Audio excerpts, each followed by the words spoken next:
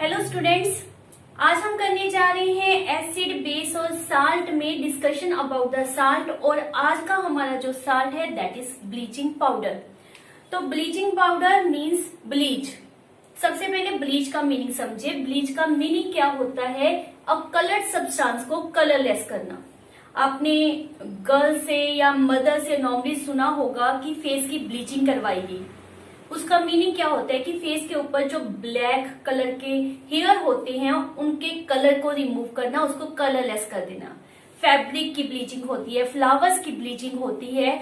तो इन सभी में ब्लीच मीन्स क्या होता है? Removal of the colour. तो bleaching powder formula that is CaOCl2।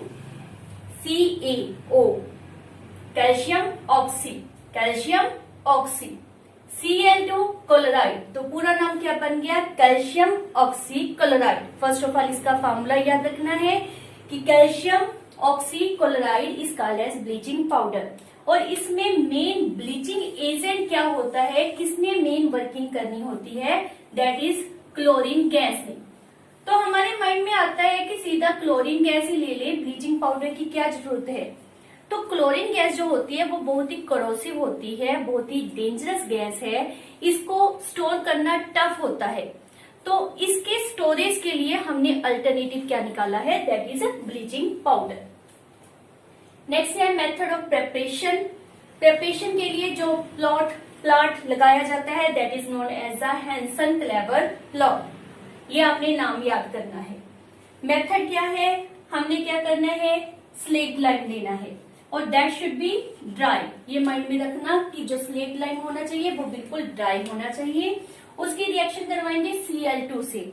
अब पहले मैं कह रही हूँ कि Cl2 नॉर्मली मिलती नहीं है, स्टोर करना टफ है, तो यहाँ पर Cl2 कैसे लिखी है? तो आपने इससे पहले वाले लेक्चर में क्या समझा था? क्लोर अल्कली प्रोसेस। क्लोर अल्कली प्रोसेस में हमने किसकी प्रोडक्शन की थी? Cl2 की। तो वहां से Cl2 की डायरेक्ट प्रोडक्शन करके यहाँ पर यूज किया जाता है। तो इसके साथ जब रिएक्शन होगा आपको पता चलेगा कि दिस वन OH में से वाटर रिलीज हो सकता है। तो वाटर रिलीज हो गया, left is what? Calcium oxy chloride, that is our bleaching powder. तो ये मेथड ऑफ प्रिपरेशन है, इंपॉर्टेंट है। आपसे क्वेश्चन पुट किया जाता है, give the formula of bleaching powder, give the method of preparation of bleaching powder. तो ये आपने अच्छी तरह से याद रखना है। फर्दर हमारे पास दी गई है प्रॉपर्टीज। प्रॉपर्टीज बहुत सिंपल है। सबसे पहले कलर की बात कर रही है तो इसका कलर कौन सा होता है? Yellowish white. सेकेंड है एक्शन विद एयर। जब एयर के साथ एक्शन होता है तो नॉर्मली याद रखो कि किस गैस के साथ इसका रिएक्शन होगा? That is CO2। जब CO2 गैस के साथ इसका रिएक्शन होता है तो अजीब सी स्मेल पैदा होती है। किस कारण पैदा होती है? Because of production of Cl2 gas. तो ये माइंड में रखें कि इसमें से Cl2 गैस रिलीज होगी। Left is what? Calcium oxide and CO2 दोनों मिलकर क्या बनाएंगे? Calcium carbonate. तो ये बहुत सिंपल सा हमारे पास रिएक्शन है जो हमने किस में किया है? एक्शन ऑफ एयर में। फर्दर है सोलुबिलिटी इन वाटर। तो ये माइंड में रखो कि ये बहुत इजीली सोलुबल हो जाता है वाटर में, even in the cold water ये सोलुबल हो जाता है।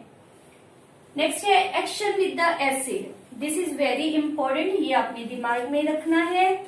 एक रिएक्शन ले लेते हैं हम, let this one.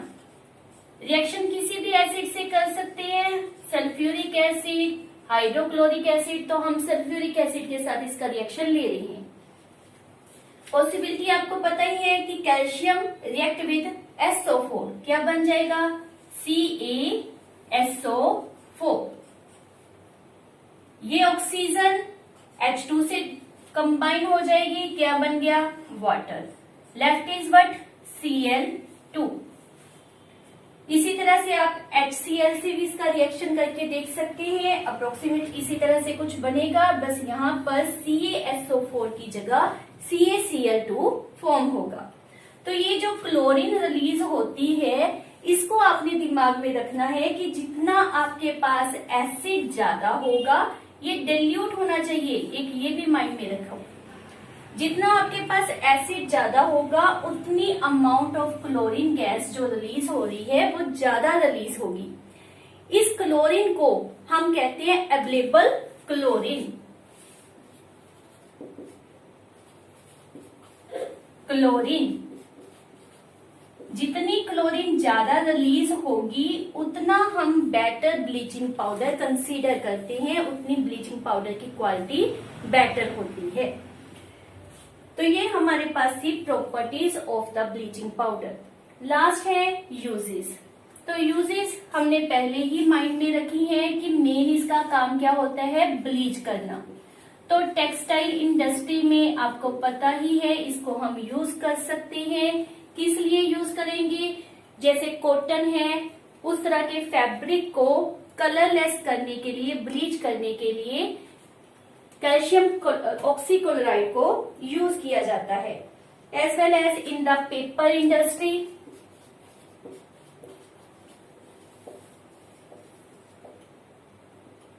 Further formation of CHCl3।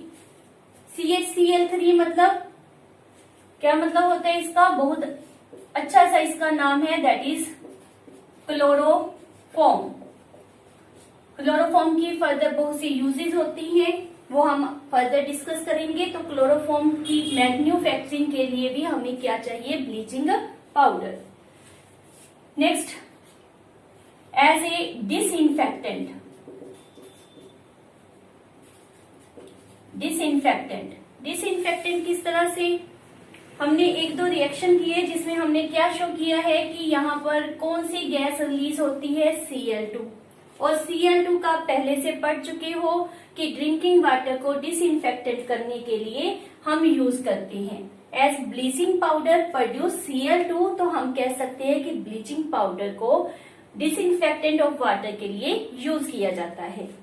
Last एक और इसकी इंपॉर्टेंट यूज है, जो माइंड में आपने रखनी है, एज ए ऑक्सीडाइजिंग एजेंट। इसको यूज किया जाता है at industrial level. Oxidising agent किस तरह से ये यूज होता है, थोड़ा सा इसका रिएक्शन है, आप उसको भी माइंड में रख सकते हो तो बहुत अच्छा है। उसमें क्या करना होता है, हमने यही रिएक्शन लिया है CaOCl2 reaction with lead sulphuric acid, पर हमने अब क्या करना है, इसको लिमिटेड अमाउंट में यूज करना है, इनसफिशिएंट अमाउंट में, और इसको हमने कर लिया एक्सेस में यूज। तो जो हमने पहले रिएक्शन लिखा है उस तरह से रिएक्शन नहीं होगा, टर्म चेंज होगी, क्योंकि हम इसमें बात कर रहे थे कि वो एक्सेस में होना चाहिए, और हम इसमें क्या बात कर रहे हैं कि ये इनसफिशिएंट अमाउंट में होना चाहिए, लिमिटेड अमाउंट में होना चाहिए।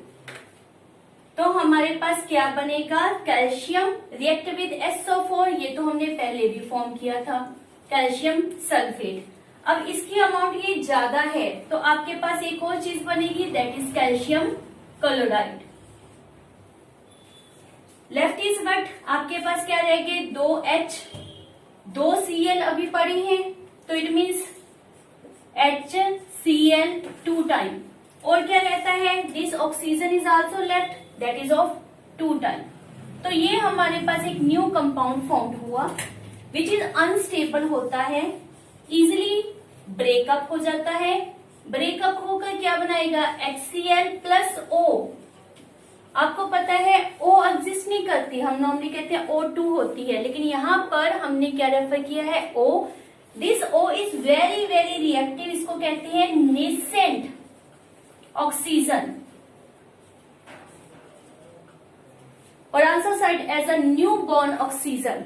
सो ये बहुत ज्यादा रिएक्टिव होती है, कोई केमिकल कंपाउंड है उसके साथ अगर आप उसका रिएक्शन करवाओगे तो वो उसको ऑक्सीडाइज कर देगी। इसी तरह से इसको इंडस्ट्रियल लेवल पर as a oxidising agent use किया जाता है। तो this is all about bleaching powder, उसकी मैन्युफैक्चरिंग, उसकी प्रॉपर्टीज एज वेल एज उसकी यूजेस। तो इसको अच्छी तरह से आपने लर्न करना है एंड थैंक यू।